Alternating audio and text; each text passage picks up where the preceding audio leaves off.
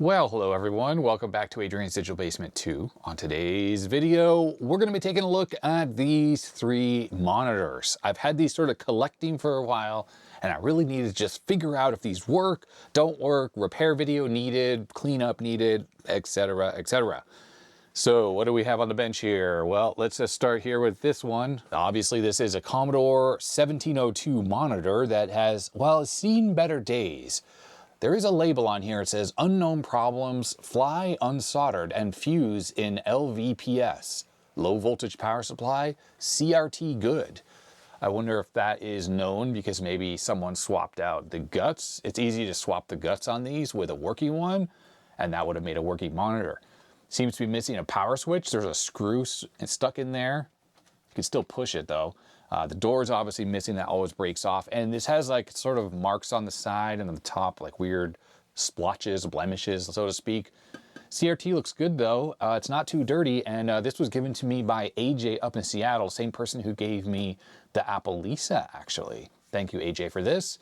Next up we have this monitor. This is, I have it on my phone, if I open it up, an Epson E1171A monochrome VGA monitor. And this was given to me by Marcus and Evan up in Seattle as well. This was at VCF Pacific Northwest that happened recently, actually, beginning of May. Now, the reason for this monitor wasn't specifically because, hey, it's a VGA monitor or monochrome VGA monitor, which I think is kind of cool in and of itself. The reason for this is supposedly this is a great CRT swap candidate for the Apple Lisa. And the Lisa, which AJ gave me, that thing has a very, very tired CRT. And supposedly this monitor has an appropriate CRT that would go well in the Lisa. So if this thing just works, then that's kind of cool. And then I guess I'll be stealing the CRT to put it into the Lisa. Now, if we take one of these UV flashlights, this is 365 nanometers, if I recall. Yeah, 365, then we can definitely see that this CRT is paper white. If this were the cool blue that is in, say, a Macintosh, it's a more bluish white color. But this definitely has a kind of yellowy, greeny color white, which I think is the actual original phosphor that was in the Lisa as well. Now, one thing you might notice about this monitor is it looks a lot like the Atari ST monitors. And if we take a look at the side, I think the monochrome monitor for the ST, it looks just like this. So power switch, contrast, and brightness. Now, the funny thing is I don't think any of the Atari ST ones had a tilt stand. Now, this does come off. In fact, it kind of falls off sometimes. But I'm wondering if this would actually work on the Atari ST monitors. Those are painted grayish color, if I recall. And this one obviously is kind of like a white cream color, but this is definitely painted because it's not yellowed at all, and I can see a few scratches here and there. And at first I thought this was maybe like a monochrome monitor as an MDA, but no, it actually has a VGA connector on it. So I don't know if it's just standard VGA, but most likely it is just 640 by 480, which incidentally is pretty much exactly like the Atari ST monochrome monitor. It is also 640 by 480, but obviously this is designed for PCs, probably an Epson branded PC. Last but not least, we have a Panasonic WV-5370. Now this monitor I found in the trash, and it is in pretty rough shape. Well, I mean, the buttons are all there. That's kind of cool. But if we turn this on its side, or sorry, you look at the top, you can just see how absolutely filthy this thing is. So wherever it was stored, well, it was not in the best spot. But I love these small security camera monitors. This is obviously a CCTV monitor. We have a power switch that's not frozen. Underscan, overscan button, hold, or horizontal hold, vertical hold. Couple extra controls that are hidden in behind the screw holes, height and V-linearity, and then brightness and contrast. And I'm glad all the pots are there. They're not broken, and they all do turn. The CRT, yeah, it is so dirty. I mean, does that really come across in the camera how dirty the CRT is? I'm presuming this thing is going to be completely worn out, but these are pretty reliable, so this probably will work. And if it does, I hope the CRT mounts are standard issue, and then I can swap the CRT out because I have other 9-inch CRTs, and then make this a really good little small computer monitor, because these are just great for that exact purpose. And if this does work, or if it can be fixed, then this will make it my fourth small little cube monitor. I don't have any that match. They're all going to be different, but I have well, I will have 4 of these if this one works, which is perfect because I have a little project coming up in the future that I want to hook up. Well, I need to have 4 working composite monitors, and having 4 little small 9-inch cube monitors, it's going to be perfect. All right, well, why don't we start in reverse order? Let's start with this monitor, see if it works, then we'll go to this, and then the 1702. And obviously it says fly unsoldered. I assume that means fly back. So that means I'm gonna have to open this thing up and take a look inside and what's going on with it. So obviously this one's gonna be needing repair, but maybe these 2 just work and this thing's just dirty and or needs a CRT swap. Oh, hold on a second. I forgot I had another monitor. There's one more that I completely forgot about. This is obviously an IBM 5151 monitor, and this was also given to me by Marcus and Evan, same as the Epson monitor. And we all know that this is a green phosphorus CRT. Interestingly enough, with the UV flashlight, doesn't really show up that way. But the cool thing about these is they are long persistence. Now, I have one of these already that I have, or rather, I got with my IBM PC5150. And the problem with the one that I already have is that the phosphor is burned. It was used so much, that whole computer was used so much, so there's lots of burning on it. So even if this thing doesn't work, it'll be a perfect candidate to swap the CRT into my other 5151 because it's cosmetically, this one's in really good shape too. So I think between the 2 monitors that I have, I can definitely make one good one. And based on what I see on the CRT, I mean, I really don't see any burn-in. It's very hard to see with this flashlight because it doesn't really light up. But once I power this thing up and test it, which I'd like to do in this video, then I'll just be able to make a full white screen and we'll be able to see if it is burned in or not.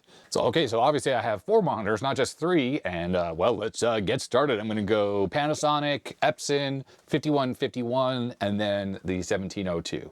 Let's get started. Okay, looking at the backside of the Panasonic, I did show a picture of this on my Bluesky, and let's get a little closer in. It's got some interesting stuff that I don't really fully understand. So DC restoration on or off, that's great because that's good for using it with computers. You want to have that on. Cable comp, L or S, don't know what that means. Horizontal automatic frequency control, short or long. So I guess that's just, I don't know why you'd ever want to select that. This does support, let me put the camera down a little bit. It does support DC 12 volts input. How cool is that? Plus mains. We have 75 ohm in and out, so pass through. And you can set it to high Z or high impedance. The reason why you'd want to do that is if you do use the pass through, only the last monitor in the chain would have termination, 75 ohm termination, which you can select on or off. So you would set all your other monitors to high Z, high impedance mode. And that means you could have like 5 monitors hooked up together all through the in and out, and they would all show the same image, and they wouldn't be dark, having plugged them all in. When you plug in 2 monitors with a splitter, you'll notice it gets dark, and that's because they both have 75 ohm termination, and that makes the image darker. It puts a lot of load on the output of whatever's driving the signal. The other weird thing about this is there's a jack called Ready here. Now, when I posted to Bluesky about this Ready jack, there was a little bit of conjecture as to what this means. Some people thought that it might turn on a light when this has an active video signal. But then another person thought, and I think this might be more likely, is that this connector, it's a 3.5 millimeter or 1/8 inch jack. I think it's just mono, or maybe it was a stereo. So like either 1 ring or 2 rings. Either way, the conjecture was this would allow this to work with like a door phone. So even though the set was powered up, connected to a camera, it wouldn't display an image until a signal was input here, or you short the contacts together. I think that's maybe what it was. It seems to be related to definitely the image circuit or the cathode drive circuit, which is what generates the image. So most likely, yeah, it maybe holds this in like a standby state, even though it's got a physical power switch on the front. So it has a standby state that then will turn it on quickly, maybe instant on even, like the heater's warmed up, but the rest of the circuit's off or something like that. The image will come on and then you can see who's at your phone. It does have a date of July 1990, so a bit later than a lot of these. Made in Taiwan. Okay, it's kind of common for these. And there is a focus control as well. I mean, luckily dirty as the thing is, it doesn't have any corrosion on it, and I'm happy about that. Because the dirt, that'll clean up with 0 issues. Okay, looks like someone's been in here already. I think these are JIS screws. I really got to get a JIS screwdriver set. Now I know it's made in Taiwan, so it's not Japan necessarily, but of course it's Panasonic, or at least it's branded Panasonic. So you think that they might be using GIS screws, even if it was made in Taiwan? I guess if anyone out there is really familiar with the whole GIS versus Philips thing, is that the case? Do Japanese manufacturers like Panasonic use GIS screws on stuff that's sold outside of Japan? And if they didn't make it in Japan, like it was made in Taiwan, would it still be GIS screws? And the reason why I ask is because like these just don't fit exactly right with my Philips. I think it's like a number 2 screwdriver.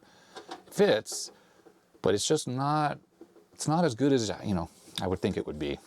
Okay, I don't think anyone's been inside of this set, although it's hard to know. Let's see, how does this work here? Okay, there's another screw down here. I like these little cube monitors because they are so stackable. I think that's one of the things I really enjoy about them. Right. Okay, so it looks like this whole, all these controls and stuff are attached to the back. I think now that this is off, I'm gonna take the sides off. What I don't know for sure is if there's like a scaffolding in there that the CRT is attached to, or is the CRT itself attached to this top cover. Let me figure that out and I will report back. Okay, yeah, so the CRT, oh, it's a high hour set, very high hour. So it looks like the CRT, it's actually held in by this plastic front bezel. Not awesome, but I guess it works. You can tell it's high hour just by the amount of dust and soot. We zoom in a little bit so you can see a bit better by all of this dust and soot that's on here. Lots of it. These security camera sets, though, they are designed for high reliability, so they generally are very robust, and I've never really had to work on any of the ones I've had. I had some minor issues here and there. I think I had one on like the Pi 4 monitor. It had a cap or two I had to swap out because they were looking kind of rough, like there was weird image problems, stuff like that. All right, so from a serviceability standpoint, not great. The power cord is permanently attached to the back cover, and it looks like there's a cable gland here. I can take that off, but the problem is the cable goes in here, and then it is soldered right onto the main board there. Now, this is a transformer set, so really that just goes through the power switch, which is on the front, and then it comes back out, goes to the transformer, and then out of that will be AC, of course, something like, 15 volts or something like that. And I can see down there we have a bridge rectifier, gets regulated down to whatever the TV needs, 12 volts or something like that. And then we kind of go from there. I think what I need to do is, nothing looks like it's in terrible shape inside of here. I don't see anything that necessarily looks like exploded or anything. Everything looks fine. Caps. I don't see any like gunk around them. I don't see that terrible glue that becomes conductive. Looking at the CRT, by the way, the mounting tabs are towards the back, so that's good. I think that means like I could just use a Macintosh CRT, I think. Nope, Macintosh CRTs are towards the front. So a Mac CRT will not work in here. That's annoying. But I think I've got some, I mean, it might be green, but at least I have another CRT that I could put in here. This is definitely a white phosphor CRT. All right, well, I think what we need to do is we need to just power this thing on and see what it does. That will be the first thing to do. There's definitely a little bit of corrosion on the back down here, like on the metal of these switches and things, but nothing that a little deoxit wouldn't be able to fix, I think. Okay, let's do some power up testing on this thing. It's plugged into my power strip, which is off right now. So if I turn this to the on position, nothing's gonna happen. Let's turn it on, see what happens. 3, 2, 1, I'm gonna step back. Well, that would be nothing. That would be a big fat nothing. Why don't we just do some bare minimum troubleshooting? There's a fuse. Let's test the fuse, see if the fuse is good. The power is turned off, by the way, right now. Okay, fuse is good. Oh, there are 2 fuses. Let me check the other fuse. That fuse is good as well. Okay, so both fuses are good. That's good. When a fuse blows, you have bigger problems. Like you got shorted semiconductors and things that usually go wrong and cause that to happen. But I could just quickly check the bridge rectifier here because it's just discrete diodes, see if those are shorted. I'm sure they're not because the fuse would be blown. Yep, that's fine. Last but not least, the power switch. I'm going to check that it has continuity. I know you can't really see what I'm doing. I'll turn this around. There's a power switch right here. I'm just going to check. I don't know how it should work, but we should have continuity between some of these pins. So the power cable comes in, goes right here to this live connector. I'm going to just check that it actually has continuity to live on here. So this is the main power input that goes to the board. Okay, that one is good. And then this will be the other one, the white wire. So this is the neutral. Okay, we're good. The neutral wire goes into the transformer on this brown wire just directly. They're coupled together. But the live wire is what's going to go into the power switch. So I should be able to check from the plug live connection, which is that one, to one of these poles on the power switch. There we go. It's that one right there. So it's this thick wire. And then the input to the transformer is this other pin down here, which does also go to the main PCB right there. That goes into the transformer. I know you can't see what I'm doing, but it needs to be able to be connected to live, which is that pin. And I don't think it is. Nope. It is not. So that's a problem. Obviously, it's not going to work if there's no power switch action. There's a brown wire here that I don't know what it does. Comes off. Looks like it goes over here to this section of the power supply. That could have something to do with the DC, maybe, because it's all in that area, like the DC 12 volt input on there. But definitely the live needs to get to the transformer first, and it's not. Yeah, it does not go through those two. So I need to, oh yeah, that power switch looks like it's actually got two layers. So one part of it might switch, maybe one part is switching the DC input, one part switches the mains. You know what I could do is we can just, well, let's see here. Let me make sure that we have connectivity between the, what I think is the 12 volt side, which are these two small pins here. So that does not have continuity now. When I flip the switch, still no continuity. So I think that switch is just totally bad. Let's get some contact cleaner in there. QD electric cleaner. Don't get this stuff on your hands. Should be using it outside, but you're gonna spray it just a little bit. Oh, of course it's sprayed everywhere. Gosh.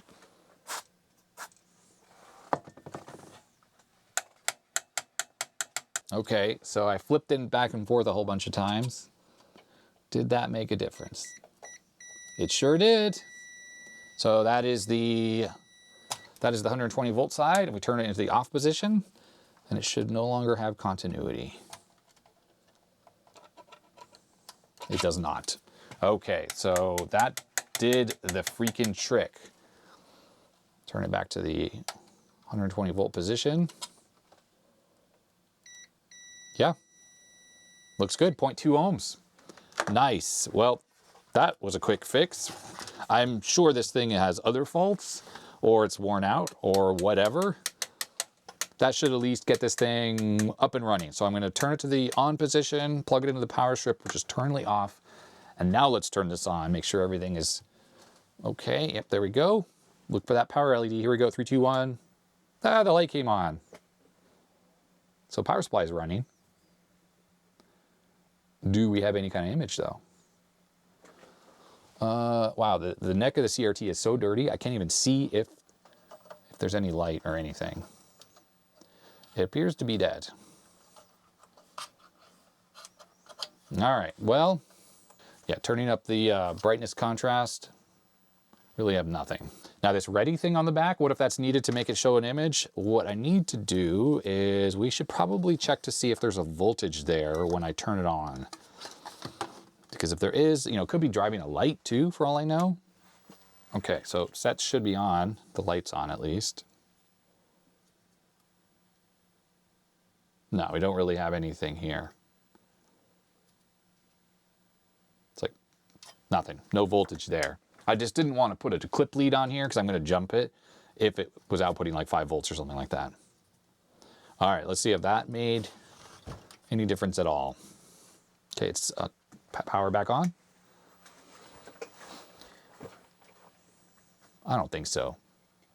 I don't think there's any high voltage. Yeah, there's no high voltage right now. The final test will be running Spectroid. Well, there is high voltage, everyone.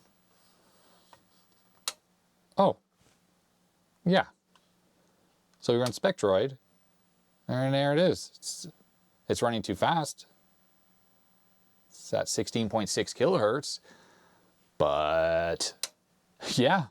And it's a white phosphor CRT. I think we kind of knew that, although I didn't test that with the flashlight, did I? Yeah, the cool blue color of P4 phosphor. All right, well, we have high voltage. This is working, so I need to input a video signal into this thing, and we'll see if it does anything. I'm going to take this clip lead off. I don't think it's necessary. Yeah, we can test that again. It's definitely running. Okay, so I don't know what that ready thing does, but at least for high voltage, it does not matter.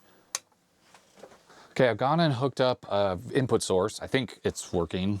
Let's turn this on and see what happens.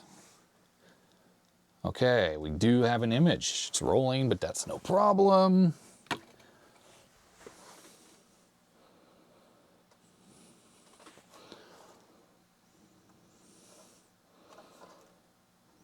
And there it is. Wow, it's extremely tired. It is really bad, everyone. This CRT is toast. But hey, this set works. And let's put a different pattern on there. It's out of adjustment. And it's very worn out, which is expected just by the way that looked inside there. We know this thing got used up, probably why it was thrown away. It was probably taken out of service even before the power switch stopped working.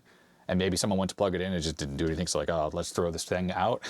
But I think that, you know, it's savable. I just need to swap the CRT out. And people wouldn't be happy with me at least trying to clean the CRT a little bit, just to see if, you know, a clean spot would make it look better. No, it's not as dirty, but it's still like so soft and so worn out. Yeah, that CRT is toast. So I just wrote myself a little note that basically it has dirty pots, it has a worn CRT with back-facing ears, and it's filthy. It also has dirty power switch, and I fixed that. All right, cool. So that is one set down. Tape this or just wherever, leave it in there. And let's go on to the next one. Pew! Wow, it kind of woke up a little bit, got even worse, got more blurry, more bright, but way dimmer than it should be. And then, yeah, poor set. But you know what? It'll clean up great. I'll swap the CRT out, and this will be a good little candidate cube monitor. If anyone wants to see me kind of like go through this thing and do a full clean and restoration on it, let me know. Otherwise, I'll just do that off camera, and you might see this monitor at some point in the future. Okay, monitor number 2. This one should be a lot easier to test. I presume this one will just work. So first, let's get power cord plugged into the back. And as for the VGA, I'm gonna plug this into my VGA monitor tester. This thing by CMM, Computer and Monitor Maintenance, Checker-12. The thing I like about this is you can test various resolutions, even CGA and EGA resolution. So over VGA, you can check to see if you have 15 kilohertz support or EGA support. Pretty much none of them do. It also does sync on green for Macintosh 640 by 480. I think at 67 hertz, whatever the Mac 2 CI outputs, this thing does output. It does have a TTL output as well, so you can test TTL monitors too. So first we'll get this in. This is going to be a 31 kilohertz monitor, so when I turn it on, I won't be able to use the phone app to actually see if this thing is working or not. All right, well, let's turn on the power strip. Here we go, 3, 2, 1. It's working, and there's high voltage. Okay, let's turn this on. So this is green only. Wait, what are these different modes here? Okay, on, red only, green only, blue only. Red only, green only. I don't know why it flickers so badly. Did we just lose the image? Oh, the controls are not great in this. All right, yeah, paper white. So it's definitely got that yellowy look to it.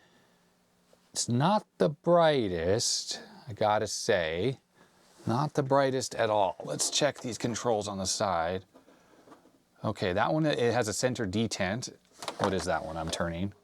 That was the brightness. All right, so brightness has a detent and it isn't in the middle, so that's good. And then contrast. Okay, so it's not great, this monitor. It's definitely on the tired side a little bit. It's interesting how yellow the screen is. That paper white phosphor is, it's just kind of jarring to look at compared to P4. If you're used to what a Macintosh looks like, that's all it's P4. This is just a much yellower, supposed to be easier on the eyes, closer to amber, so to speak.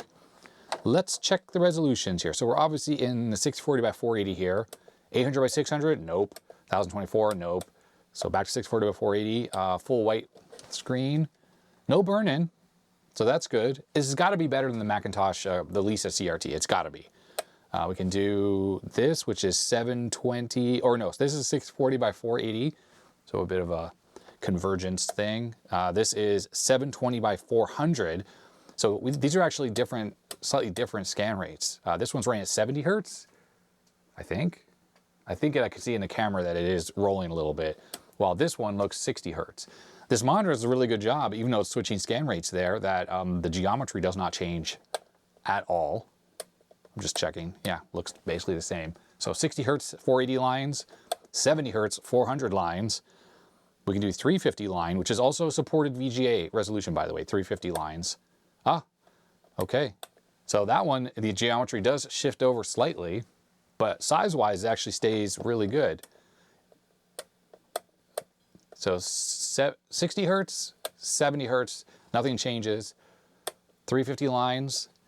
The way the monitor can tell these different resolutions, and 350 lines, yeah, just shifted over slightly. This, I'm pretty sure, is 60 Hertz as well, but this uses a different sync polarity, which tells the monitor that basically instead of, or maybe this is 70 Hertz. I think this is actually 70 Hertz. Yes, looking at the camera, I can see it rolling. So this is 70 Hertz, 400 line mode, but the sync polarity swaps. That tells the VGA monitor to stretch the picture a little bit. That way, it actually still fills the whole screen because it's only giving 350 lines. And the reason that this exists is this is for backwards compatibility with EGA. So if VGA is going to display an EGA resolution, 640 by 350, well, the monitor has to be able to support it. It's running at 70 Hertz, unlike EGA, which is 60, but doesn't use the weird EGA scan rate. It's using, 31 kilohertz, which is normal VGA. Now we can go to true EGA. That doesn't work at all. And CGA, which is 15 kilohertz, that doesn't really work either. I mean, it's not rolling because it's a multiple of the 640 by 480, but what's happening here is because the scan rate is half as much, it's 15 kilohertz, one scan line actually wraps around, so it draws it twice, and then it moves down to the next line. So really, it is a 640 by 480 monitor. But we kind of knew that already, and what I wanted to know is if the image looks good, and it does. So I guess I'm going to be stealing this CRT, and I'm going to be putting this one into the Lisa, and then I'll be maybe putting a different CRT into this, because I don't actually have any 12-inch monochrome VGA monitors right now. I have 9-inch ones, but no 12s. I think we need to open this up though. We got to take a look inside, and I need to see how the ears are on the CRT, because we need to make sure that it's compatible with the Lisa. Before I go ahead and take the Lisa apart to swap the CRT out, I would like to do that first. So we'll turn that off, and we'll turn off the monitor. There we go. And let me take it apart. So for the tilt stand on the bottom, I think it had some clips on it that are broken, so it doesn't really clip on anymore. But if anyone's familiar with the bottom of the Atari ST monochrome monitor, does it look just like this? If that's the case, then this tilt stand would work perfectly on here. I am trying to figure out how this actually clipped on. I'm looking for like broken clips. I don't actually see any at all. So this may well have just been a stand. It's clearly made for this monitor because it is a perfect fit. But I think this only ever did anything but just sort of sit on the bottom of the monitor. It kind of stays on its own. It's not a tight fit, but I don't think it clipped on. I think you just placed the monitor on top of it and then you had a nice tilt stand. But it's definitely made for this monitor and probably the Atari one. But I absolutely don't see anything that's snapped off. You'd be able to see if there was something broken on here, like you'd see a piece of plastic that looked jagged or whatever. Nothing. And it has a cutout in the middle here for this part. I mean, unless there was like some kind of a clip because it has all the vent holes here to allow the air to kind of circulate through this, convection currents. Maybe, just trying to think here, like maybe there was something like a sticky pad you put inside these holes. This is where the feet on the monitor line up. And with that pad in there, it was like a friction fit, just sort of held this in place. That's a possibility, that's for sure. And the funny thing is, actually looking at the bottom of the monitor, these 2 feet, if they ever had rubber pads that are gone, there's a screw hole in there. Like you could put a fastener into the bottom of the monitor, but on the stand, there's no hole. But you could easily just drill a hole in this and then potentially put a fastener with a washer through this side, and you can access it by just tilting this like that or like that to get to that part, and then you'd actually be able to screw it into the monitor so it would hold it in place. There aren't equivalent holes there and there though. But yeah, how interesting is that? A tilt stand for the Atari ST monochrome monitor. Anyhow, what we're here to do is open this up. Now I do have an Atari ST monochrome monitor, and someone had mentioned that the CRT in that is a good fit for the Lisa. That's how I kind of found out that, you know, this monitor would probably be the same thing. But I kind of want to keep the Atari ST monochrome monitor. I just have that one. It's stored away right now, so I can't easily access it. Otherwise, I would grab it and we could like test out the tilt stand, for instance, and compare, you know, the outside of these 2 monitors, see if they're exactly the same. I wouldn't be surprised if Epson is the one who made the monitor for Atari though, because I'm pretty sure all of their monitors, their color ones as well, were all outsourced. Let's see, where are the fasteners? Ah, here we go, so 2 more up here. Yeah, I'm pretty sure they outsourced them all. Like one was made by Samsung. They had like 3 different color ones. I think I have all 3 of the color ones for the ST, and I have 1 of the monochrome ones. I actually had more of the monochrome ones, but this was back in the old days. They were all super worn out. Like the CRTs were just dead in them. Like they had been used to an inch of their lives, and even opening them up and tweaking the settings inside, they did not come back around. Okay, this actually brings back memories. I am positive that Epson didn't make this monitor, that it is actually Korean made and it is Gold Star. So LG Gold Star made this, and they made the one on the Atari ST as well. So we have the very typical configuration where you want high resolution. The actual video signal that comes in from the VGA cable goes directly to the neck board. So the cathode drive isn't even on the main board at all. It's on the neck board. And that's typical for these later high-res monitors. We got lots of little magnets going around on the deflection yoke to help get that all aligned, you know, get the geometry looking perfect. And one of the other problems we need to look for, and this is, by the way, a 310 KAB4K. That's the CRT that's on here, 31 centimeters. One thing we have to watch out for is a lot of the Korean brands, for some reason around this era, they use that glue on the PCB around large components that becomes conductive. It'll be hard to show, but if I get the flashlight here, it's gooped onto some of the caps that are back there. It doesn't look like it's gone all conductive. When it gets conductive, it becomes really dark brown, and it's sort of a light color still, so it's okay. But ultimately, it should be scraped off. This is interesting. There's like this cover over what looks like a transformer or an inductor, probably part of the power supply. This thing is really, really clean inside, and the design of these monitors is nice because there are no vents on the top, so dirt doesn't fall down into it, which is why this is all just so clean in here.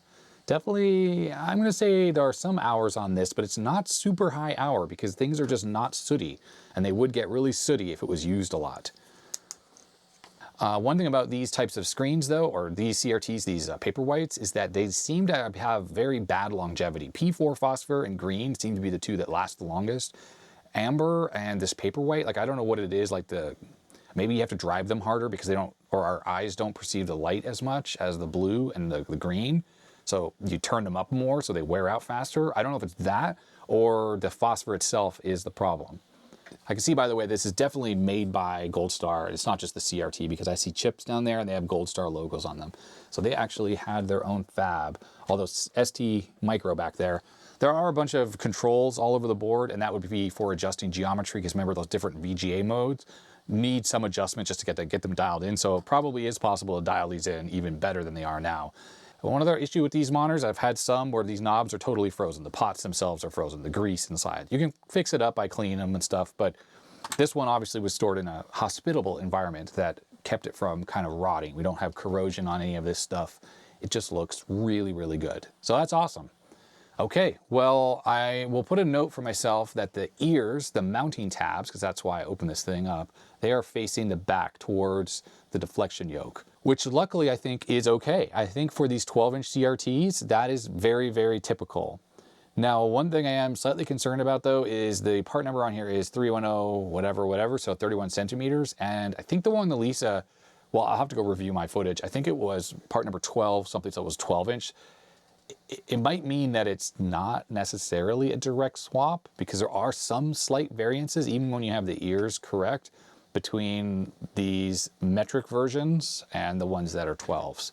Well, I'm just going to write down the specs of the CRT. The part number has rear ears, the anode is on the top right here, and paper white. And I'll just keep this stuck to the monitor, so I'll have to go compare my footage on the Lisa to see if this is a good candidate, and also to see if I have another CRT to swap into this, because as I said, I'd like to kind of keep this running. How about a green CRT? How about a green VGA monochrome CRT? That would be pretty cool. I'm pretty sure I have a green 12-inch that could go into here. That would be neat. Oh, I have an amber one as well, I think. I just happen to have the amber 12-inch sitting right here. This is a Samsung 12 NBYLAN. This is definitely rear-facing ears, but you notice that the anode connection is on the side as opposed to on the top. So is that a compatibility issue? Maybe, I don't know. But this is amber. Pretty sure the connection on the back of the CRT is going to be the same, so that won't be a problem. But I just am not 100% sure about the whole mounting situation, because this being a 12 CRT, 12-inch versus the 31 centimeters. I also did think about putting this amber one in the Lisa. What would an amber Lisa look like? That might be kind of crazy, huh? Anyhow, this thing obviously is working perfectly and it's nice and clean inside, so that's all there is to really do on this one. I forgot to add this has a manufacture date of December 1988 and definitely made in Korea. And the FCC ID is BEJ9QKMBH2335. I'm sure if we look that up, we'll find out that this is definitely made by LG Gold Star. Next up, IBM 5151 MDA monitor, green long persistence phosphor. I'm gonna have to use a computer to test this since I don't have anything else that can generate the MDA signals. For driving the monitor, I'm gonna be using this, which is a VTECH CGA/Plantronics/MDA combo card. I love this thing. One of the cool things about it is, well, it has full Plantronics support, and that's only enabled by adding some jumpers. It actually wasn't like that out of the box. For whatever reason, the chipset supports it. It was disabled, so I added some jumpers that weren't there, and now it has Plantronics support. It has a switch here for CGA and MDA. If you switch it to MDA, of course, we're going to get an MDA signal that this monitor will work with. But the other cool thing about it is it will also support MDA color. I made a video about this. I'll try to find it and I'll link to it in the description. Yeah, actual monochrome color. So monochrome resolution and everything, but full color graphics if you use the attribute bits directly. Obviously MS-DOS, when it's running in MDA mode, doesn't support color, but you could still write the color attribute data into the RAM, and when you do that, you get color out of this. It will render correctly on here, just like with shades of gray or green in this case, but with a RGB to HDMI hooked up to this, then yeah, you can get full color. So that's kind of surprising and quite cool. There's no actual model number to this card. There are some numbers written up here like 702238C and 35-2323-02, but I don't think that's really anything that will give you a model number. It does say down here Santis, SANTIS-1. Santis 1. So maybe that's like an internal code name for this card. It does have these two VTECH or VTCL chips, the main chipset. It does have 64K of RAM up here. TTL Logic, another large chip. So yeah, I don't know too much about this stuff. I don't know what it's called. I don't know how you could search for it if you were looking for it, but just look for a card that looks like this. And on the back has a switch, 9-pin connector, and 2 RCA jacks. The 2 is because one is monochrome and the other one is color. So if you're in CGA mode, you get a nice shades of gray monochrome signal out of one, and the other one gives you color. The levels aren't perfect. I've always meant to go ahead and fix this. All these resistors here are going to be almost certainly the resistor ladder that's used to generate the monochrome signal and the color signal and stuff like that. But anyways, I'm always happy to use this card. I'm glad I have it. So we're going to switch this to MDA mode. We'll pop this into the 286. Now, one thing about this monitor, if you are going to be testing one of these, and it's not like this is the same for all MDA monitors, but this one is this way, is it does not have a free running oscillator inside of it. And so that means if you turn this on without an input signal, you don't get any high voltage. The set will not look like it's running. It doesn't even have a power LED on it, but just it'd look dead. And that's because it needs the input signal, like the horizontal and vertical sync coming into it, for it to operate, specifically horizontal. That will power up the high voltage circuit and all that kind of stuff. And it's monitors like this, and also like the Commodore PET monitors work in a very similar way. It's these types of monitors that can be damaged by incorrect input frequencies, because if you're driving the H-Sync way out of spec, it's going to be pushing the circuitry in ways that it wasn't designed to have done to it.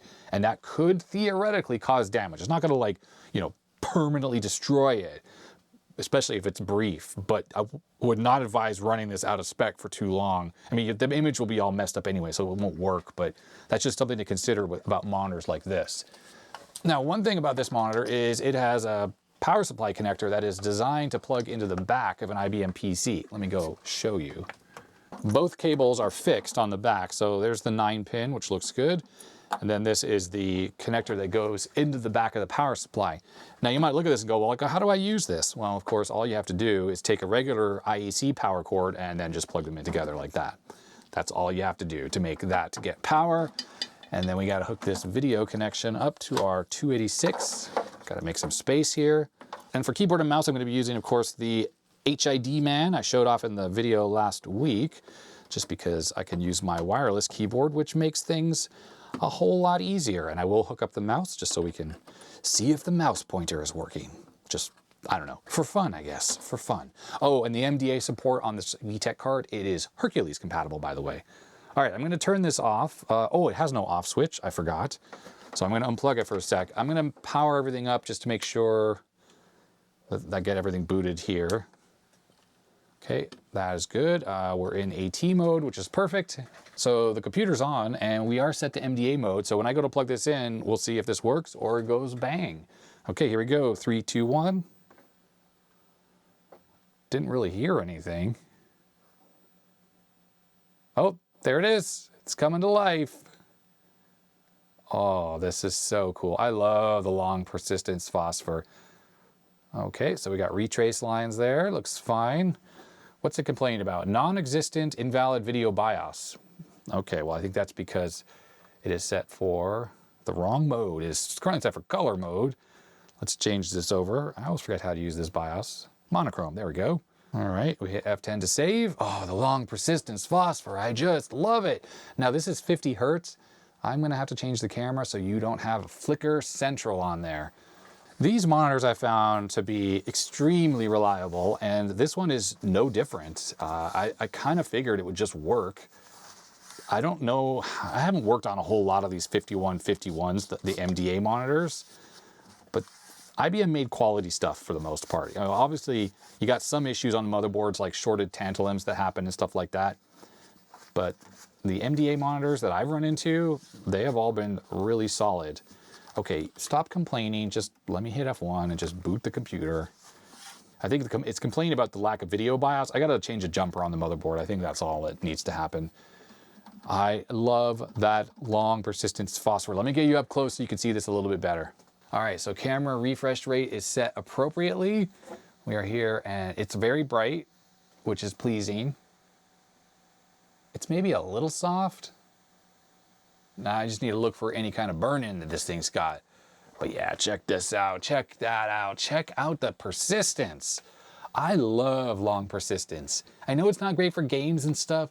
They did it in this case because the 50 Hertz flicker would be annoying, so the long persistence really takes care of that. You don't see a whole lot of flicker on this thing, and that I absolutely love. There's a little bit of flicker, you can see a little bit, but I can still see like the edit leftovers there. So cool. Okay, so here we are, Planet X3. I think this card definitely is Hercules compatible, so let's hit 7. And yep, there we go. We got graphics mode. Of course, it is squished because there are more lines, so you have to, you know, have a whole totally different graphics engine if you want to have it be full screen. This is using CGA assets, which are only designed for like 200 line screens on a 350 line screen. But it works. It totally works. Yes, I'm loving that. Here is Petsky Robots, David Murray's other game that I have on my SD or Compact Flash card. Same thing is going on here, though. It's using, I think it's running in 300 line resolution because he's adding these extra kind of lines. You see these lines there? That is not the video card or anything. That is the game engine doing that, just to kind of stretch the graphics out a little bit. But it also looks plenty good. So here we are in Check It at the splash screen. And one thing about these monitors that you may or may not know is that there are two controls. The contrast knob actually controls the dimmer of the two colors. Notice that's all gone now. And then the brightness controls the overall brightness of the whole image. So this is the bright or intensified text. So you set that to like something that's pretty bright. And then you take the contrast knob and then you make the darker text appear, you know, at a pleasing level. If I turn it all the way up, it all is the same level. But if I turn it down a little bit, you can see in the check mark here, it suddenly starts to become more visible. That's the way IBM designed the MDA and the CGA standard to work. The CGA IBM monitor works in the same way, where the contrast knob adjusts the intensity or the intensified colors versus the other knob, which is adjusting all of them together. I was coming here to test the graphics stuff, like to get a full field white, but that does not work. So I have another program called, if I could type correctly, VTECH, I think. And this should work with Hercules. I think I have to run MS Herc first, though, for it to support Hercules. Yeah, Hercules Resident Video Support Runtime. Now if I run this VidTest program by Warren C. Martin from 2011, Video Test Bench, please be sure you have QB Herc loaded before using these patterns. Well, let's see if the MS Herc worked. Oh, it obviously does, because we do have the graphics modes available to us. So yeah, there it is. Now, if we're going to use this monitor a lot, and I might, because it, like I said, it's just dirty, but in great cosmetic condition, I would need to go in there and adjust the height. I don't like how there's such a huge border top and bottom. That looks great. That really looks great. Multiburst, let's just check these out. There we go. Oh, what is that? Bright screen. Okay, there we are. Bright screen and split screen. So one side is darker than the other. Yep. So I guess in this mode, at least, it's probably text mode we're looking at right now, actually. I think if I turn down the contrast, let's go back to bright screen. Ah, it's dim. Okay, so bright screen graphics mode is using the dim color, not the bright color. Anyhow, looking at this, I don't see burn-in on the CRT, so that's great. Does it come across in the camera? There's a bit of a kind of ripple here. So that's a cap that is failing. It's probably just low value or high ESR on the high voltage power supply side, like on the B+ supply. What happens is as the beam is scanning across, it turns off, does a retrace, and then it turns back on to draw the next scan line. Well, the issue with that is if the cap is sort of low value, you get ripple from that turning off, turning on, you know, beam current while it's drawing it versus not. And that can manifest itself as vertical bars. Now we just have one vertical bar. You can have multiple vertical bars, but yeah, that'll be a bad capacitor, most likely, that's causing that. The image is a little soft, but I think if we stretched it out a little bit, I'd see the scan lines a bit better. They're just kind of really squeezed together right now. But yeah, no burn-in, and that's very different than the one that I have, which has a lot of burn-in. Okay, so you know what? This is actually cool that I have this monitor out. All right, so it is off now, by the way. Even though it's still powered up, the monitor, it is now turned off. That was its shutdown sequence, and there is power going into it. So, I mean, it's technically on. I wouldn't leave it like this, but it's not running the high voltage right now. Now that this monitor's here, I would like to swap out this card for another one that I have. And just getting the focus rates. This one here, I don't know who makes this, but this has something on it that I figured out called CGA Mono. And I'm going to just turn this on so I can demonstrate what that is. I actually figured out how the switches work. I couldn't find documentation for this card at all, but I just figured out how the switches worked myself. So all off. There we go, switches are all off. And we'll turn this back on. I can hear the monitor coming to life. There it is. So it's running, and this monitor only supports one scan rate, MDA. It's 18 kilohertz or so. Let's get out the app on my phone. We can take a look and see what that is. I'm just opening up Spectroid. Hopefully that shows up. It's 18.281 kilohertz. That's what this one is running at, which is correct. That is the MDA frequency. Let's get this back into focus. There it is. Okay, so let's check setup real quick. So let's switch this to color 80 by 25. Hit F10 to save. This is why this card is cool. Now I actually have two cards that are like this, and they let you do neat stuff. And from back in the day, if you had one of these monitors, you'd want to have one of those cards as opposed to using Hercules, like the card we were just using. Because the problem with this card is you saw we were limited to Hercules modes. Even though it looks like we are just in standard CGA. Oh, what's that flashing you see? Well, let me get the camera closer for you. So even though we have text that works on this monitor, it's running in 350 line mode, we actually are running in CGA mode. And we can check this by going to check it and running it. And now, you should be able to see this alone yourself. Let me turn the brightness up. We have more than just two colors. This monitor only supports two colors. Now the cathode drive circuit in this thing is not analog. Well, it is analog going to the CRT, but it's not analog coming in. It is just regular TTL. And from my understanding, these monitors really only support, well, two shades. So you either have, well, you have black, and then you have like bright white and dim white. Now it's possible there's actually a third shade, like a even dimmer white, that's just not possible with the normal MDA card. If you drive the intensity bit signal without driving the video signal. Normally, the bright white is both video and intensity turned on, and then just regular text that's not extra bright is just the video signal. So I think if you drive the intensity without the video, you might actually get a dim signal, but on this monitor, I don't think you do, but maybe on some you do. Here you're like, well, wait a second, we're actually getting multiple shades, right? We have this shade, that shade, bright white. We also have like the darker text. I mean, there's more going on here, right? So let's go to our video mode and let's check out text here. Well, I mean, you can see, I can see very clearly we have 1, 2, 3, 4, 5, 6, like, I don't know, 6 or 7 different shades here alone.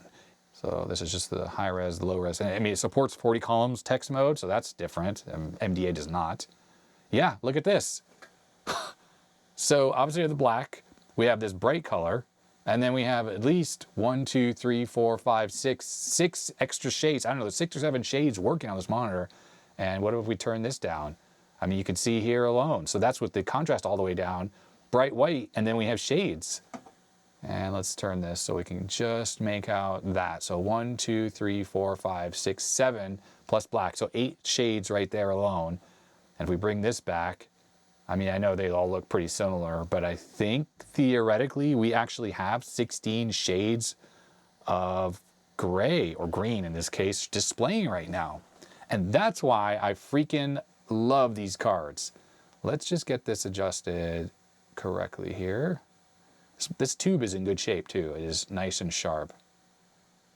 Okay, I think that's probably good. So we have very bright white and all these different shades here.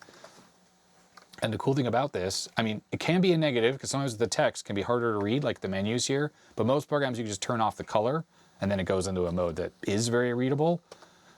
But let's see how compatible this card is. I know we're getting off topic because it's supposed to be a CRT video, but I just thought this was interesting.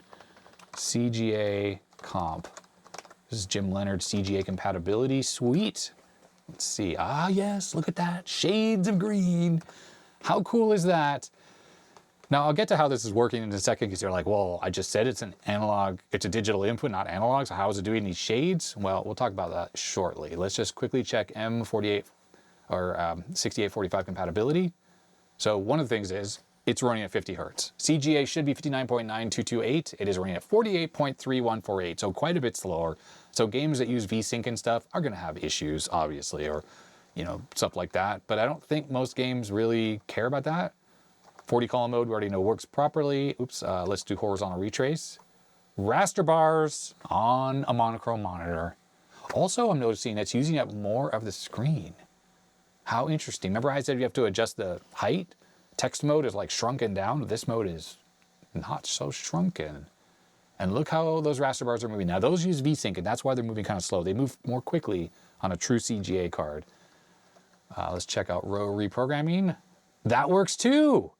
It rolled for a second and then it's now working, but it's flickering a little bit to my eyes. In the camera, you can just make it out. But yeah, row reprogramming on an MDA monitor. Sweet. And what does this one do? Okay, this does not work. This lets you draw in the border regions on a true CGA card. So this has to do with the compatibility of the chipset that's on this card, and it just doesn't really support it. Interlaced mode, no, that is not properly supported. It should not look like that. Display positioning does not work. This should be able to move the entire picture around. On a true CGA card, you would be able to do that. And start address reprogramming. This will give us some animation. That works. Look at that. Look at that fade of the phosphor. Love it. Totally love it. I can tell what this is doing, this card, by the way, is it is switching to a different refresh rate. This is instead of 50 hertz or 48 that this runs in text mode, which is a bit lower than it should be. This seems to change to some other mode, which is how we get more lines. So I bet you what this is doing. So I think this is 350 lines normally, and it's going to a 400 line mode, and they're doubling it. In fact, I'm positive that is exactly what's happening here. So here we are in 320 by 200 mode, but this is definitely running in a 400 line resolution. And that's because I can tell things that are normally a single scan line, like the little bit of the R right there, is actually double height. So this is outputting 400 line mode, but it's doing it in a way that's compatible with the 18 kilohertz scan rate that this monitor is compatible with. So definitely some trickery is going on to give us this full screen CGA graphics, which means if we run a game like Petsky Robots, we can pick one of these CGA modes. Why don't we pick CGA 4-color mode here? Then we get the game running in full screen on a monochrome monitor. And look, it looks good. Yeah, it looks great. Even though we only have those ugly CGA colors, to us, it doesn't matter because we're seeing these nice shades of green. So this is by far the best way to play games. And if I had an MDA monitor back in the day and I was stuck with this, I would have been so happy to have a card like this that enabled me to use my monitor and get like the full potential and still have good quality text as well. I mean, that's the difference there, is the text still looks good other than the flashing. Although I think we can do mode mono. No, it doesn't work. It really thinks it's a CGA card. How interesting is that? But any of the CGA games that you do run on this will have 100% compatibility, other than the fact that the scan rate is wrong. And then you'll have this, nice full screen thing going on. And it's awesome. I mean, with this monitor, you obviously have that persistence issue. So fast action games are going to look kind of funky. And you get a bit of flicker. I'm thinking this is running at even less than 48 hertz. I bet this is like a 45 hertz. That's the only way you can add lines. You got to slow down the refresh rate. So at 45 hertz, you definitely see the flicker. I do with my eyes. And I think it comes across in the camera. But I would still play this versus the junky CGA Hercules modes because you actually have those shades. Okay, now that was quite a tangent. This monitor obviously works perfectly, which is awesome. So I think I just need to try to clean it up a little bit, and then I need to go grab my 5151 out of storage, compare the two, but I gotta try to address that problem with the capacitor. So that'll be for a future video, so I need to make a note. Now, what I haven't talked about is how it does the shades of gray. The way it works is if you take a look at the output, the digital outputs on this card, both the intensity and the video signal, they have a very high frequency pulse width modulation going on.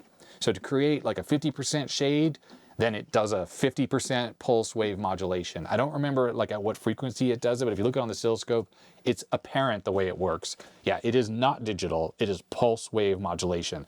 Once that goes through the circuits in the monitor, it's not too fast that the TTL buffers on the input side like can't resolve the signal. They do resolve it, and they pass that pulse wave modulation through to the analog circuitry on the monitor.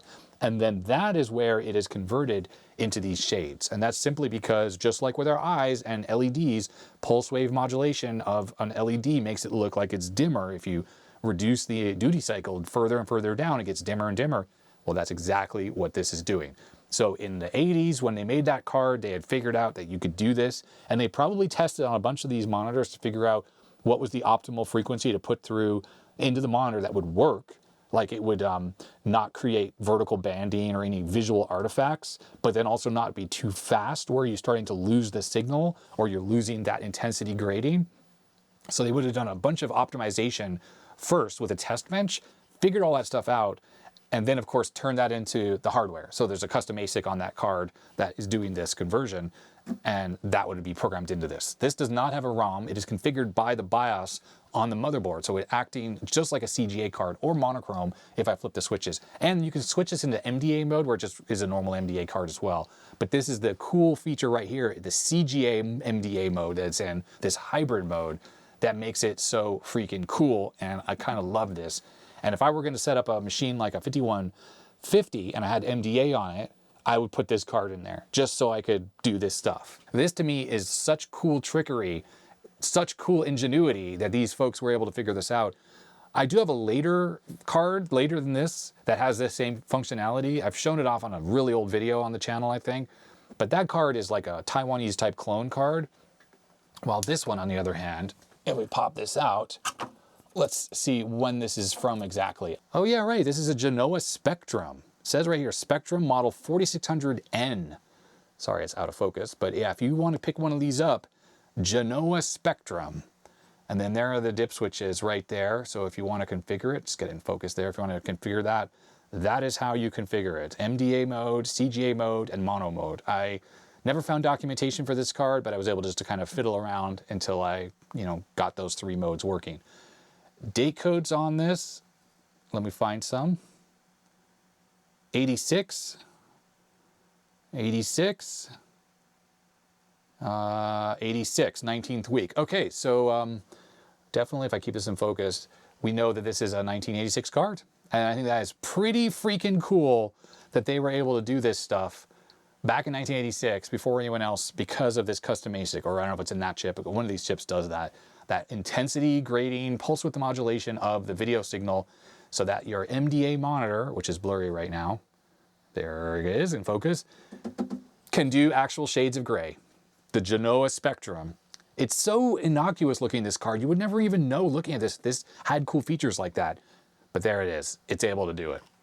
Okay, well, not much to say about this other than a quality monitor. I mean, it's really, really nice. It's got some B+ ripple vertical bar just on the left side. CRT is really in good shape. And that's exciting to me because, as I mentioned, I've been looking for a good one of these for quite a while. And I'm really, really happy about that. All right, last monitor. There is nothing much to say about this thing. It is a Commodore 1702. These are made by JVC, the ones here in North America, so they're Japanese made, which means they are good quality monitors and generally work really good. So I'm actually kind of curious about what's going on with this one. But we definitely have to open this up first without turning it on, because if the flyback is desoldered, if that's what that little note said, oh, there's more going on with this. There's nothing here. The guts are in there. I can see electronics, so that's funny. So this thing has obviously been worked on. We have missing fasteners as well. So I guess first things first, let's just get this open. But there we go, back comes off. Oh yes, okay. What's happened to this poor TV or monitor? Yeah, it's not a TV. But you know what? There is lots of evidence that this is a TV chassis, or JVC sold a TV version of this. This one doesn't have it, but I swear I've seen some of these that had what looked like a mount for the antenna, but maybe I'm getting confused. I thought there was a like part of the plastic where you could slide a rabbit ear thing onto it, and this would be like the RF connections on the input, and this probably would have been originally a remote set. So if we flip this around, I think this would have been a remote control set. And notice how there's like a badge right here where it says monitor. I think the power switch would have been here, but then this would have been probably the infrared remote, or it might have been, in front of this badge here. So it would have had a digital tuner, which would have been really advanced for its time. And it's possible that it even might have had a piece of glass that covered this, like on top of the CRT itself. If anyone knows the exact JVC model that this is based on, I would love to know it, but yeah, I can't tell for sure. So looks like this is all just sort of sitting in here. This has definitely been worked on, obviously. You can see, whoa, we just dropped a whole bunch of parts on the ground. Look at the yellowing of the plastic. So this thing must have really been exposed to, I think, some serious heat over the years, stuff like that. There's our power switch with a screw in it. Still latches without issue, but the button's missing. From a working on the set standpoint, what's really cool about these is they are very easy to service, and that's why when I converted it to the Chinese chassis, I was able to just take the PCB out and actually attach the Chinese board right to the structure and slide it back in. That way I'm still retaining the original chassis, you know, the rear inputs, all this stuff is the same. And it just makes servicing this thing really good. Now I'm looking around, I definitely see oxidation on the CRT mounts there. That kind of explains that this thing has been through the ringer. Its speaker is missing. Why is the speaker gone? What did I drop on the ground? Just part of the chassis. So yeah, it's been harvested for its speaker and its power button, of all things. Everything else, at least with the CRT, seems fine. Let me grab the chassis and let me take a look at that, because I was a bit worried when it said fly desoldered. What the heck is up with that? It is desoldered, partially desoldered. Like these pins are off, but not those pins. I don't quite understand. Now for the 1701 versus 1702 thing, back to that thing again, I've never worked on the 1701, but I'm assuming the transformer would be there. And then this is the power supply in this monitor. So 1701 would have had this plus this board. And then when you look at this area of the board, this is like a split hot chassis, cold chassis set, where this is going to be the hot section, because this is not an isolated transformer or power supply design. Because power in North America is 120 volts generally, it's easy to take that and rectify it and then use just some large resistors and transistors to bleed off extra voltage. And then basically that gives you the B plus that runs the monitor, like 120, 130 volts, whatever the monitor runs at, I don't know off the top of my head. And then this section here will be what's running the actual sweep circuitry on the flyback. So it's like the B plus that drives the sweep. But because the flyback itself is a transformer, it has windings that come off of this that drive other parts of the set, like other parts of the circuitry. Well, that is all galvanically isolated from the high voltage side because it's a transformer. They use the transformer to generate those extra voltages to run the circuitry on the set. There's a bootstrap circuit that starts the horizontal sweep up, and then after that it sort of takes over. And that gives you this like kind of split, isolated design. So this area here you have to be very careful with, but the rest of this is going to be, you know, an isolated design. That's where the video inputs are and stuff like that.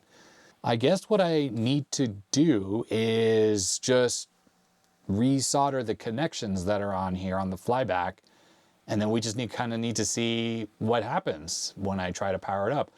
Someone has drawn with a marker over all of this. So someone has done a bunch of troubleshooting on here, now I think about it, which makes me think that this is a bad flyback. But it's not fully desoldered, so why is it partially in there? I don't understand, and no one has desoldered this area, only those connections. But I can see someone put a trace through all of this and all through all here. So they have tried to fix this thing, and it was not successful. All right, so this is going to be a challenge, and this will not be for this video, but what I'm going to do is I am going to resolder the flyback. I want to see what this does when we power it up. Everything is really quite clean inside of here. I don't see any issues. No one has drawn anything on there. Video input board, nothing to say about that. Power supply looks fine. Nothing looks really out of the ordinary on this board. Everything is good. But yeah, the flyback, just weird, right? By the way, if you're looking at the flyback and you're like, it looks kind of strange, it does. And that's because it's got this extra thing attached here. Let's get the camera fixed a little bit. What this is all about is the high voltage comes out of the flyback through this wire back here. It's hard to see, but it's that one there. It goes into this, and this is like a voltage divider. It generates the focus voltage by using some dividers inside. It also generates the screen voltage. That's one of the grid voltages using some of the other dividers. So when we take a look at this, see this black wire? This is going to be for focus. It's pretty high voltage, which is why it goes directly into here. I think it's focus. Yeah, it's going to be focus. And that is coming off this black connection right here. These can fail internally, and if it does, I guess that would take this thing out. I wonder if someone's like been inside of here or messed around with it. And then this yellow wire, this is going to be for the screen, goes to here, or is that ground? Yellow, screen. It says it right there. So yeah, this is the screen. So this is high voltage too. You don't want to touch this stuff while it's running. Definitely would give you a good old zap. So yeah, that's the screen. This is ground, this black wire that goes down. So and then the anode cap is what comes out of this. This is just the high voltage that comes out. So this uses the voltage dividers to tap into the high voltage and generate these other two voltage rails. A lot of times that's internal to the flyback on later versions, which is why you'll see the knobs on the flyback itself. This flyback doesn't have any controls on it at all.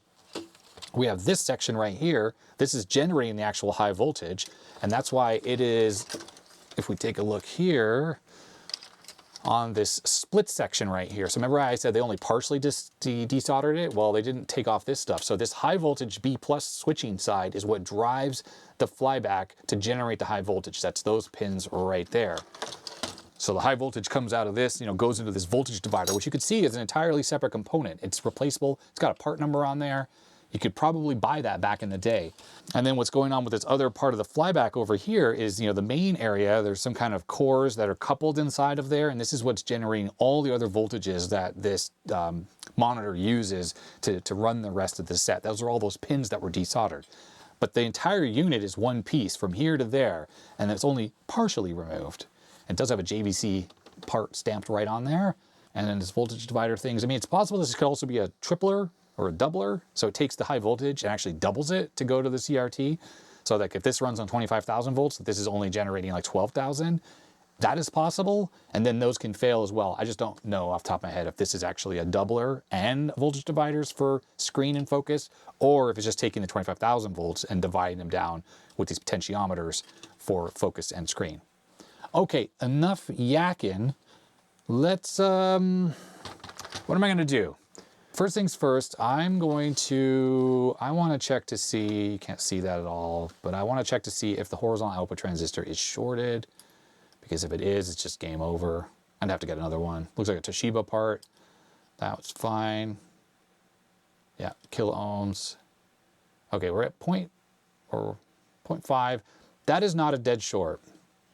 And the reason why I say that is because this is going to be connected to a little transformer right over there. Now, if I go onto one pin and I touch the two probes together, let's see what we measure. So we're at like 0.3 ohms. And if this were dead short inside, it would be, closer to that, but we're at 0.4. I'm not worried about that as being a dead short. And the reason why is when we look here, this is it, these two pins, they make their way over to this little transformer. And that's because the drive signature for the switching comes from this isolated side. So it uses a small transformer to actually drive the transistor. And I'm just checking, yeah. And both pins that we're measuring are short are connected to this transformer. Well, when you measure with an ohm reading, a transformer, it's gonna look like that. So that's fine. But what's good is that the collector was not shorted to base or emitter. And that's the important thing, because this transformer is hooked up between emitter and base. That's for driving it. But the collector is what, goes to the flyback right here, which you cannot see. Yeah, there we go. That goes to there. Okay, let me resolder stuff and let's get this hooked up and see what happens. I gave the board, after I resoldered the flyback, a once over, and I didn't see anything that looked obviously wrong. It looked fine. It's weird how there's this, this is like, I don't know, is someone trying to keep this from arcing or something? Yeah, it's like someone put some like caulking or something around here. I don't really get it. And it's not on here either. Weird. All right, so high voltage is connected. You gotta hook the ground up from the CRT. It goes to the neck board. It's a spade connector. There's a little thing there for it. And then this goes on like so. And then this stuff, this is for the speaker that's been stolen. No big deal. I think I have another one of those around. Video input panel, let's do rear. I mean, I don't think this is gonna work, obviously. I just imagine because of all the work that's gone into this, someone has clearly struggled with this. I could see lots of other paint marks I didn't see that went from the flyback area over to the various sections of the board. So obviously something's wrong. Probably not in the high voltage section of this. And they were trying to troubleshoot it. And desoldering the flyback isolated those sections of the monitor. Maybe they were trying to power those up directly. I don't know. I don't know what they were doing. It's plugged in but turned off because the power strip is off. I'm gonna grab a mirror here so I can see what's going on. And I guess so you can see what's going on if like flames shoot out of this thing, which, you know, might well happen. Might well happen. Okay, so you can kind of see this. Let's get this situated. So that's something. We'll just leave this hanging down here. I'm gonna grab high voltage probe and have this at the ready so I can see if this thing is generating any kind of high voltage. I'm gonna clip it onto the DAG ground, so that's the CRT itself. I gotta make sure that that screw is pushed in. There it is. It is latched. Yes, now it is latched for sure. Okay, are we ready to see what happens? Oh, you know what I should do as well? Let's get the app open, and then that way we can see if we have any high voltage. Okay, are we ready? 3, 2, 1. Nothing. Wow. Well, that was anticlimactic. Very anticlimactic. I'm assuming this is not a power supply problem, right? It can't be, because they wouldn't have gone through all that trouble if it was just a power supply issue. Okay, so let's do some basic troubleshooting first. Let's check the continuity of the power switch, which is on right now. Pretty sure it's these two wires. I know you have no visibility into what I'm doing, but I'm just checking to make sure there's continuity. If we turn it off, make sure I'm on the right wires, because they used a bunch that are the same color. Yeah, no continuity now. Okay, so the switch is good. Question is the power supply outputting the power to the monitor, and which makes its way over there to the high voltage section? So let's check that without causing anything to kind of let the magic smoke out. So first off, the DC output that goes to the main set is right here. Doesn't really look like there's anything there. But the connections are very tight, so I can't really easily probe this while it's powered up. So I'm going to use some clip leads, and I'm going to clip on right over here. So this is the white wire that comes out of the power supply. I have it hooked up to the negative rail, and I'm going to go on the red wire here, which is the other one, and I can do this without touching anything. Set is on, and here we go. 3, 2, 1. Let's see if we get any B+. No. Nothing comes out of this set at all, or the power supply at all. So there's a gray and a black wire that come out, and they make their way over to the main board as well. So let's see if these are doing anything. I really should look at the schematics, I suppose. There is a little bit of voltage there, but nothing. Oh, maybe if I plugged it in. Let's see what we see here now. 16 volts negative. Okay, so there is some voltage coming through these wires. I think the last time I did this test, I had it hooked up to the wrong place. So let's hook it up again. Power is off. So I'm hooked up to the white wire, which is a white wire that comes out of the power supply here. And let me hook up to the red wire. It's really showing nothing. AC or DC. All right, here we go. 3, 2, 1. No. I don't know. I'm not really seeing what I expect out of the power supply on here. Unless there's like a dead short on the board that's just bringing this thing down, which, you know, could well be the case. Although, if you had a dead short on the CRT somewhere, it would take out the fuses. And we will check those fuses one more time here. Good. Good. Yeah, both fuses are good. So, okay. Well, I don't know. I'm going to have to do more troubleshooting, obviously. This will be for a future video, but I'll write down what I figured out here. That I suspect right away, we know the power switch is good, but what we don't know is good is the power supply. It doesn't seem to be outputting voltage. It's hooked up to the set in two places, 16 volts from this black and gray wire that goes there, kind of the low voltage side. And then we also have this white and red wire, which goes over to the high voltage side where the horizontal switching stuff is. And that certainly is going to be, I would expect like 140 volts or something like that. And we're not getting that. All right, let's see here. I had to bring up the schematics. I needed to know, because we got to see how the power supply works on this set. Here it is. So yeah, it uses this IC901A error amp regulator thing, and there's B plus right there, 125 volts. That's what comes out of that set. That's what I should have been able to measure. Does it have the colors of the wires? You're kidding. It does not. That is ridiculous. We measured, comes off the bridge rectifier, and there's a little transformer, and it's those two wires, and that is that 16 volts. It goes into a 25 volt cap. That is working. That is these two wires, and there's the transformer right there. The power's turned off, don't worry. But that B plus, that 125 volts, which is going to be the red and white wire there. I don't know which is which. It doesn't say specifically.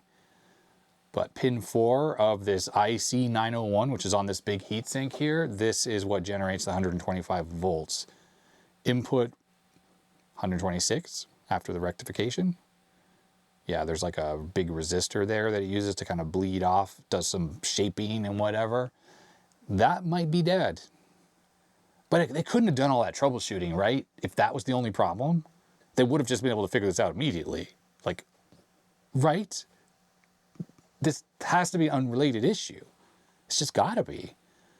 But it might not be that this chip is bad, this regulator. It could be that some of the support components around it are bad somehow. I don't know what it needs exactly, but for instance, the output of the bridge rectifier, we didn't check any of that, but there's a large capacitor there. It's one of these big caps here, 180 volt cap.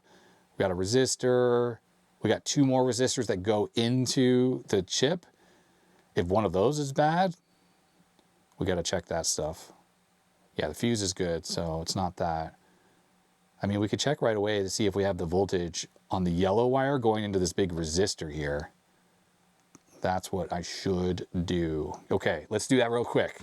Okay, I can see now that the red wire that's on the resistor, you can't see anything here, but there's a big resistor right there. The red wire is the same as the red wire that goes over to the main board.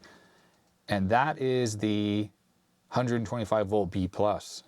And then the yellow wire, which on this resistor comes off and it goes to pin 1 on this IC. So I can just double check that. Pin 1 should go to the resistor. It does 12 ohms. Okay, yeah, there's a resistor on the schematic. It goes between the big resistor and that pin. So that's why it wasn't directly connected. It says 4.7 ohms on the schematic, but when I measure it, it's 12. Weird. It's obviously this carbon ceramic resistor right here.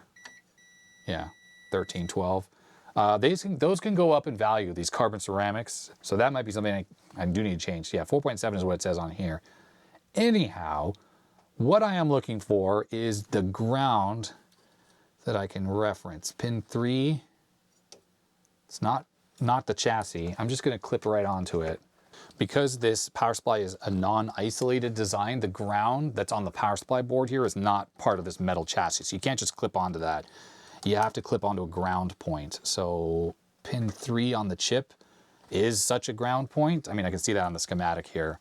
1, 2, 3, 4, 5. Pin 3 is ground. Now if we connect up to, let's see, the red wire, then that will be, if we change this to voltage, that'll be our B plus output. So we'll just 100% I'm hooked up to the right point. So maybe I was plugged into the wrong things before. Power switch is on. Let's see what we got here now. We have nothing. So there is definitely a fault on here. Let's check the yellow wire on that resistor, because that's actually coming off the bridge rectifier. It goes through the fuse, the 1 amp fuse. I don't know which one it is, but we'll clip to here. It is off right now again, by the way. I like having the power switch there. It's just super easy. Okay, we turn this on. We should have 160 volts, 170 thereabouts. We are not getting that even there. Okay, well that's intriguing, everyone. That is intriguing. So let's check both sides of this fuse. Oh, look at that. It's off right now and it's got 165 volts on it.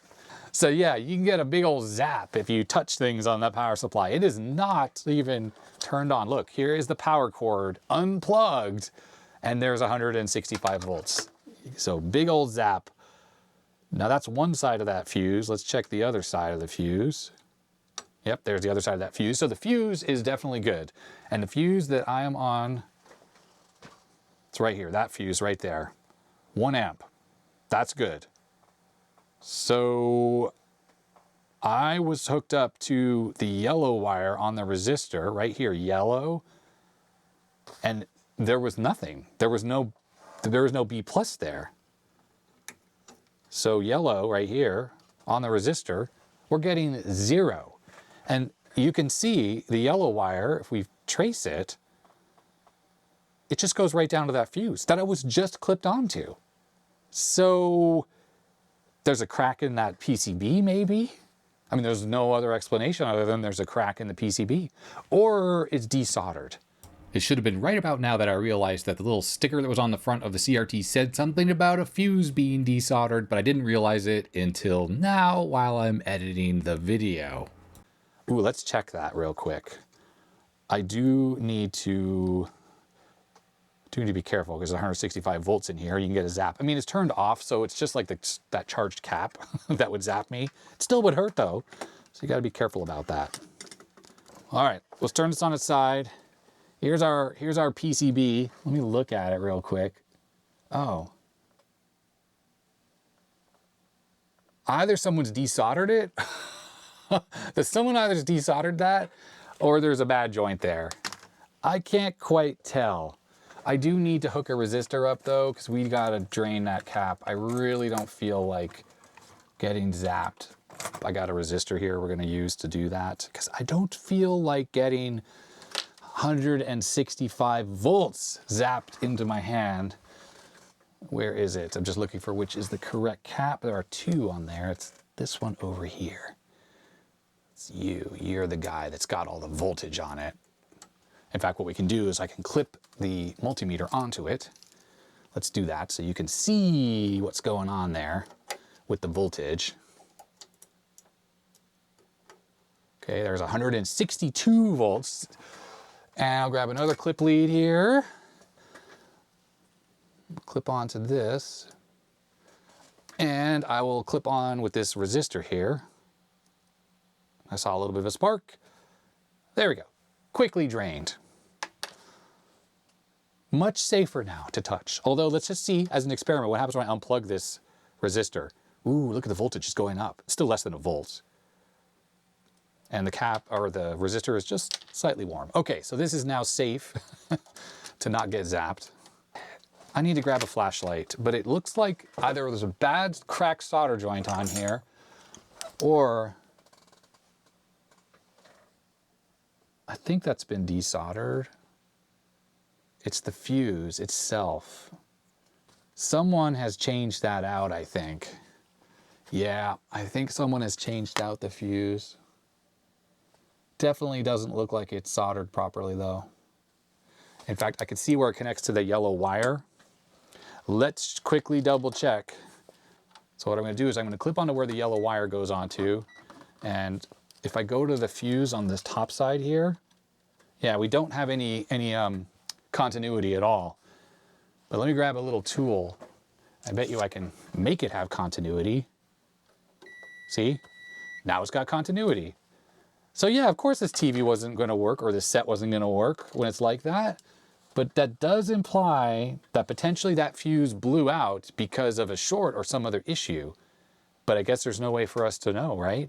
All right, well anyways, if it blows, it blows. I'm just going to reconnect it because I need to know if this thing does anything. We got to do more troubleshooting than what we're getting right now, which is nothing. We're not getting any troubleshooting out of this right now when it doesn't even attempt to power up. So it is unplugged from the power strip, which is off, but it's unplugged. So I'm just going to reflow this and reconnect this. Oh, I do need to have more than 40 degrees on the soldering iron though. So we'll just wait for this to heat up a little bit. Hey, by the way, someone asked about the iFixit soldering iron that I'm using. It is just their station they sell. It's like a battery powered USB-C soldering iron plugged into a power bank thing that's up there. Okay, it is now reconnected. You know the funny thing about all of this that I'm going through? It would have been nice, whoever did the troubleshooting, if you happen to be watching this video, when you do the troubleshooting like this, if you like get stuck and you leave it, put a note inside. Just say, you know, the symptom, what's going on, just like leave the paper in the set. Because right now I'm operating blind, having, you know, I've seen a bunch of troubleshooting, but I just don't know what exactly happened on here.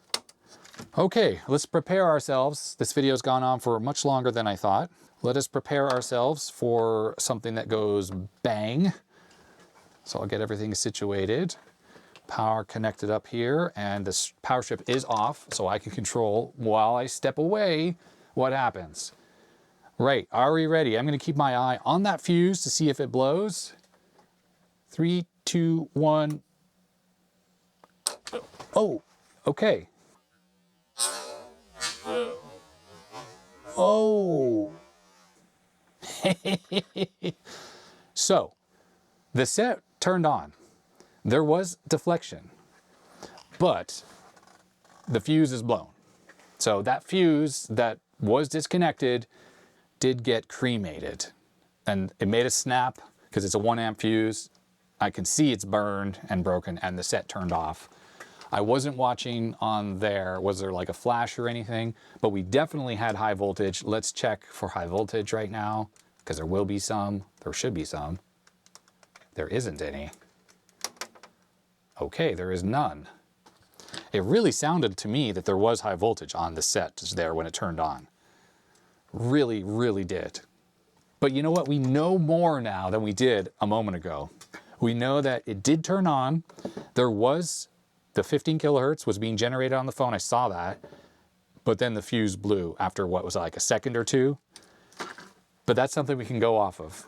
I wonder if that resistor value that is wrong, that we saw, you know, it should be like a 4.7 and it was more. Could that cause B plus to be much higher than it should be? Yes, that is possible.